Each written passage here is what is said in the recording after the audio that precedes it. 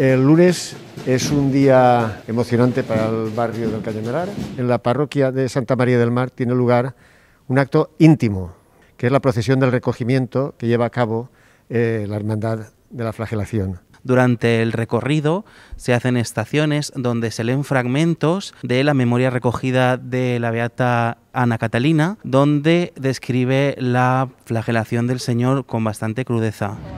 El lunes santo, el Cañamelar se viste de gala. El lunes santo es el día de la Hermandad del Santísimo Cristo de los Afligidos, es el día que el patrón del Cañamelar sale a procesionar por las calles del Cañamelar. Es una solemne procesión con su imagen titular bajo palio, custodiado por miembros de la Policía Nacional.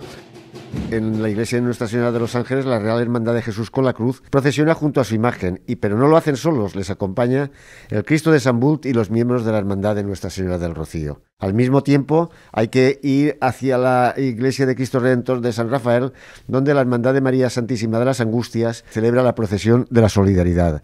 Porque hoy también vamos a hablar de los suculentos platos tradicionales que aquí en el Marítimo se cocinan con motivo de la Semana Santa marinera.